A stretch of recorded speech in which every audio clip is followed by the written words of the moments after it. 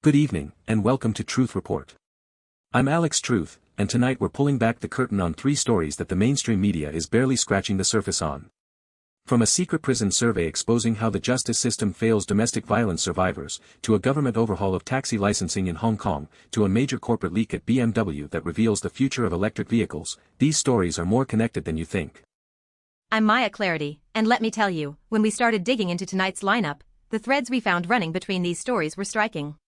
We're talking about institutions, governments, corporations, justice systems, making decisions behind closed doors that affect millions of people. And in each case, it took someone breaking the silence, leaking the information, or conducting a secret survey to get the truth out. That's what Truth Report is all about. So buckle up. We're starting tonight in a place most people never want to think about, inside the walls of a women's prison in Oklahoma, where incarcerated survivors of domestic violence finally got a chance to tell their stories. Stories that were never heard in court. Stories that could change how we think about justice itself. Then we're heading to Hong Kong, where the government is quietly reshaping the taxi industry with simplified testing and premium fleet spaces. Sounds benign, right? We'll dig into who actually benefits and what it means for working drivers. And we'll close with BMW's accidental leak of its entire 2027 electric vehicle lineup, a corporate blunder that tells us more about the state of the EV industry than any press release ever could. Truth doesn't wait for permission. Let's get to work. Our lead story tonight comes from an extraordinary piece of investigative reporting by ProPublica, and it centers on something that should shake every American to their core. Inside Mabel Bassett Correctional Center, a women's prison in Oklahoma, researchers conducted a confidential survey of incarcerated women. What they found was devastating, story after story of domestic violence, abuse, and survival that never made it into a courtroom. Let's be very clear about what we're talking about here. These are women who are sitting in prison cells right now, many of them for crimes directly connected to the abuse they suffered. They fought back against their abusers, they were involved in situations where their abusers put them in impossible positions, and the justice system, the system that was supposed to protect them, instead locked them up and threw away the key. According to ProPublica's reporting, the survey revealed that a staggering number of these women had experienced severe domestic violence before their incarceration, and that abuse was either minimized or completely ignored during their trials. And here's where it gets even more damning, Alex. Oklahoma actually passed a law, the Oklahoma Survivors Act, that was specifically designed to address this. The law was supposed to give domestic violence survivors a pathway to have their cases reconsidered, to have the context of their abuse taken into account during sentencing. But what ProPublica's investigation reveals is that the implementation of that law has been slow, bureaucratic, and in many cases, effectively blocked. Think about that for a second. The state legislature recognized there was a problem. They passed a law. And then the institutional machinery of the justice system, prosecutors, judges, parole boards, essentially dragged their feet on making it real. These women are languishing in prison while paperwork sits on desks. This is not an accident. This is a system that was built to incarcerate, not to deliver justice, and when you try to reform it, the system resists. The secret survey itself is a remarkable document. These women, many of whom had never been asked about their experiences with abuse in any official capacity, poured out their stories. We're talking about women who were beaten, strangled, threatened with weapons, sexually assaulted, for years, sometimes decades, before the incident that landed them in prison. And when they went to trial, their public defenders often didn't raise the abuse, prosecutors dismissed it as irrelevant, and judges didn't want to hear it. And this is where the systemic failure becomes crystal clear. The legal system treats domestic violence as a mitigating factor on paper, but in practice, especially for poor women, especially for women of color, it's treated as an excuse. Defense attorneys who are overworked and underpaid don't have the time or resources to build a comprehensive case around a client's history of abuse. Prosecutors are incentivized to get convictions, not to seek justice. And judges operate within sentencing guidelines that don't account for the complex reality of surviving domestic violence. ProPublica's reporting highlights specific cases that are absolutely gut-wrenching. Women who called the police on their abusers multiple times, who sought restraining orders, who did everything the system tells you to do, and the system failed them every single time. Then, when the situation escalated to the point of no return, when they defended themselves or were coerced into criminal activity by their abusers, suddenly the system was very efficient at putting them behind bars. Let's talk about who benefits from this arrangement, because someone always benefits. The prison industrial complex in Oklahoma is massive. Private prison operators, corrections officer unions, the vendors who supply everything from food to phone services, they all have a financial interest in keeping beds full. Every woman who could be released under the Oklahoma Survivors Act represents lost revenue to someone. And those someones have lobbyists, they have political connections, and they have every incentive to slow-walk reform. And there's a political dimension too. Prosecutors in Oklahoma, like in many states, are elected officials. Being tough on crime wins votes. Letting women out of prison because they were abuse survivors, even when the law says you should, that's a political risk many prosecutors aren't willing to take. So they fight these cases, they oppose petitions for reconsideration, and they use every procedural tool at their disposal to keep these women locked up. What this secret survey has done is create a body of evidence that is very hard to ignore. When you have dozens of women, independently, telling remarkably similar stories about how the system failed them, that's not anecdotal. That's a pattern. That's a systemic indictment. And ProPublica deserves enormous credit for bringing these voices to light, because the institutions certainly weren't going to do it on their own. The question now is whether Oklahoma, and frankly, whether the rest of the country, will actually listen. The Survivors Act was a start, but a law is only as good as its enforcement. And right now, enforcement is failing. These women took an enormous risk participating in this survey. The least we can do is make sure their stories aren't buried again. Absolutely. And to our viewers, we'll have links to ProPublica's full investigation on our website. Read it. Share it. These women deserve to be heard. Now, Maya, let's shift gears geographically but stay on the theme of institutional power and who it really serves. We're heading to Hong Kong. That's right, Alex. According to reporting from the South China Morning Post, Hong Kong's Transport Secretary Mabel Chan announced that the number of aspiring taxi drivers taking the industry's licensing test each month has jumped by nearly 30%. The reason? The government simplified the assessment last year, making it easier to pass. On the surface, this sounds like straightforward good news: more drivers, shorter wait times, better service for passengers. But let's dig deeper, because in Hong Kong, the taxi industry is anything but simple. This is a market where a single taxi license, what they call a taxi medallion, can cost millions of Hong Kong dollars. The industry has been dominated by a relatively small number of fleet operators and license holders for decades.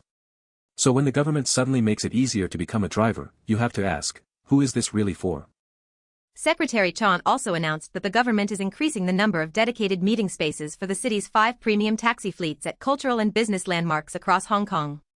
Now, premium taxis are a relatively new addition to the market. They offer higher-end service at higher fares, and they've been positioned as Hong Kong's answer to ride-hailing services like Uber, which has had a complicated legal status in the city. And this is where the picture starts to come into focus. The government isn't just simplifying tests out of the goodness of its heart. There's a strategic play here. Hong Kong has been watching the global ride-hailing revolution and trying to figure out how to modernize its taxi industry without completely deregulating it. The premium taxi fleets are part of that strategy. They're government-sanctioned, they operate within the existing regulatory framework, and they give the authorities a way to offer a more competitive service while maintaining control.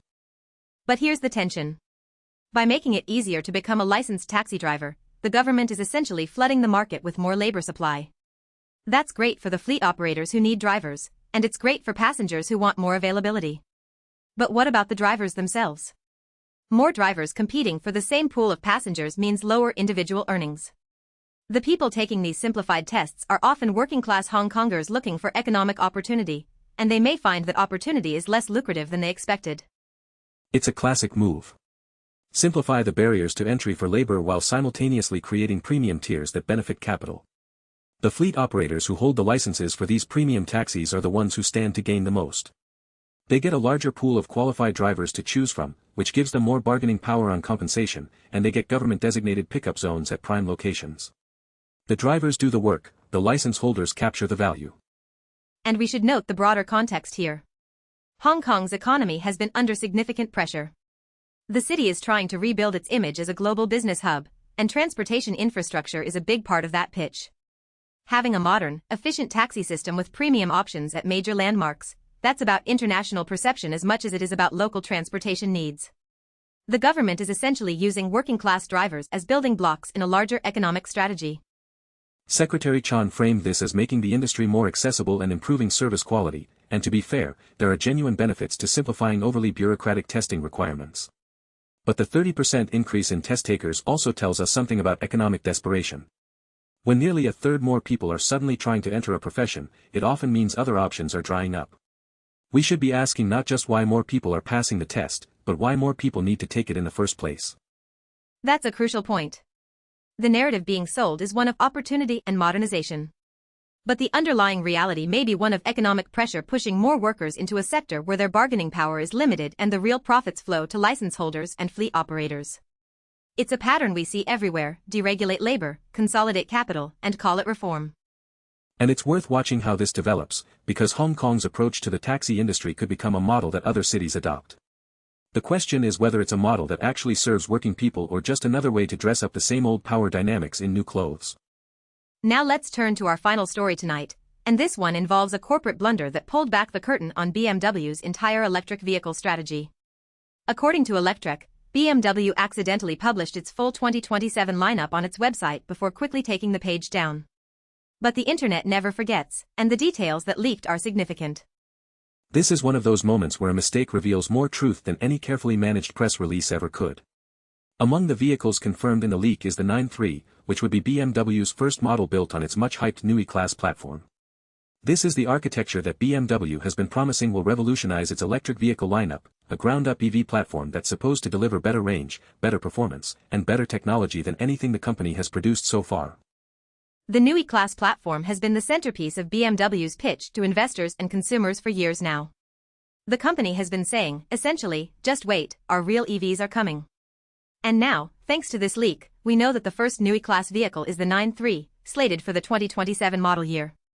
That's important context, because it means BMW is still at least a year away from delivering on its flagship EV promise, while competitors like Tesla, BYD, and even traditional rivals like Mercedes have been iterating on their electric platforms for years.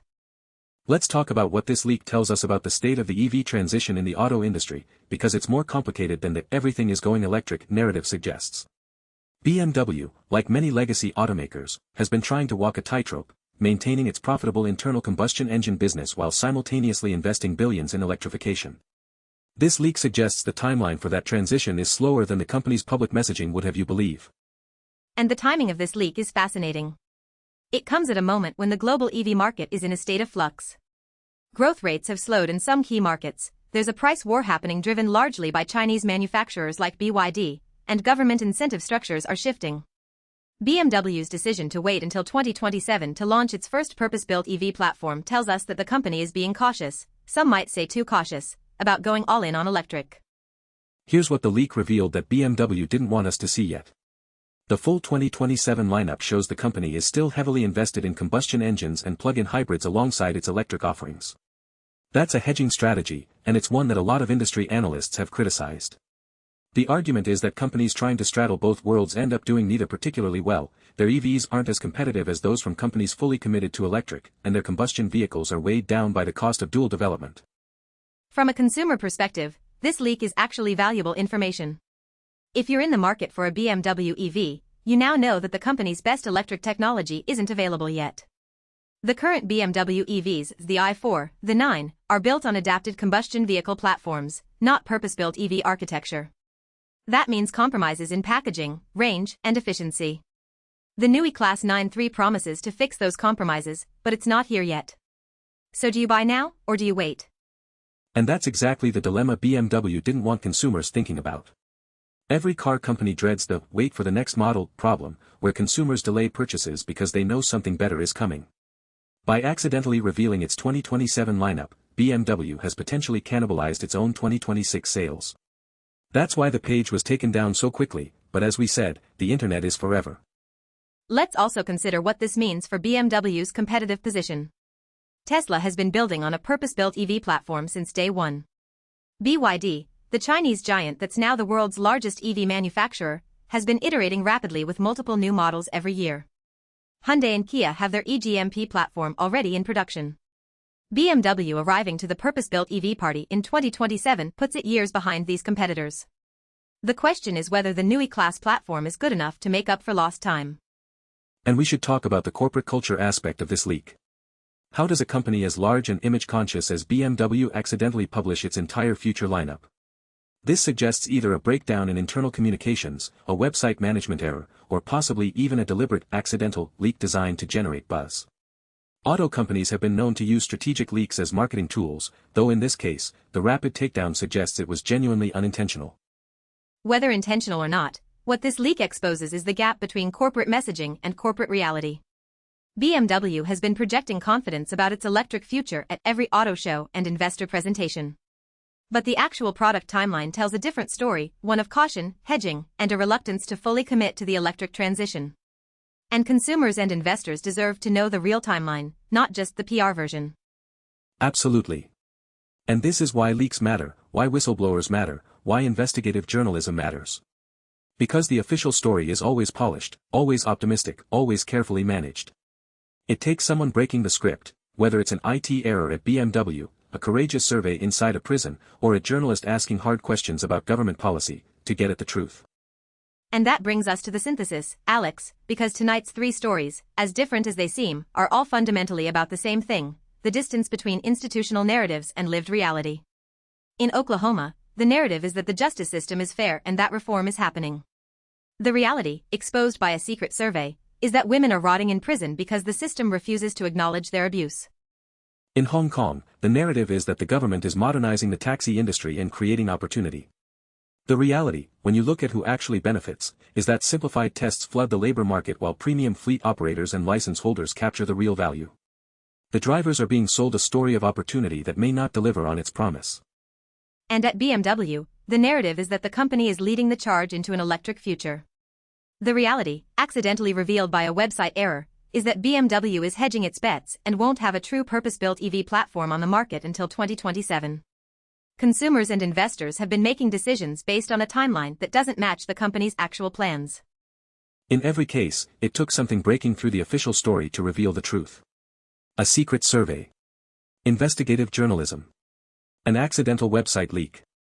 These aren't just news stories, they're reminders that the most important information is often the information institutions don't want you to have. The truth doesn't come from press releases and government announcements. It comes from the cracks in the facade. And there's a power dynamic at work in all 3 stories that we need to name directly. In each case, ordinary people, incarcerated women, working-class taxi drivers, consumers, are on the receiving end of decisions made by people with more power than them. Prosecutors, fleet operators, corporate executives. The information asymmetry is deliberate. When you control the narrative, you control the outcome. That's why what we do here at Truth Report matters. That's why ProPublica's investigation matters. That's why the South China Morning Post's reporting on Hong Kong's taxi industry matters. And yes, that's why even a tech blog catching BMW's website error matters. Every crack in the official story is a chance for the public to see what's really going on and to demand better. The common thread is accountability, or rather, the lack of it. Oklahoma passed a law to help domestic violence survivors and then didn't enforce it. Hong Kong's government is reshaping an industry while framing it as worker empowerment. BMW is selling an electric future that's further away than advertised. In each case, the people in charge are betting that no one will look closely enough to notice the gap between promise and reality. Well, we're looking. And we're asking you to look too. Read ProPublica's full investigation into the Oklahoma Survivors Act. Pay attention to how Hong Kong's taxi reforms actually play out for drivers on the ground. And if you're considering a BMW EV, make your decision based on what's actually available, not what's been promised for someday. Before we go, I want to come back to those women in Mabel Bassett Correctional Center. They took an enormous risk filling out that survey. They trusted that someone would listen, that their stories would matter. Every one of us has a responsibility to make sure that trust wasn't misplaced. The Oklahoma Survivors Act exists. It just needs to be enforced. Call your representatives. Demand accountability. These women have waited long enough. That's our show for tonight. I'm Alex Truth. Remember, the truth doesn't come with a press badge or a corporate logo. It comes from people brave enough to speak up and journalists stubborn enough to listen. Stay informed. Stay skeptical. Stay engaged. I'm Maya Clarity. Until next time, keep asking the questions they don't want you to ask. Good night.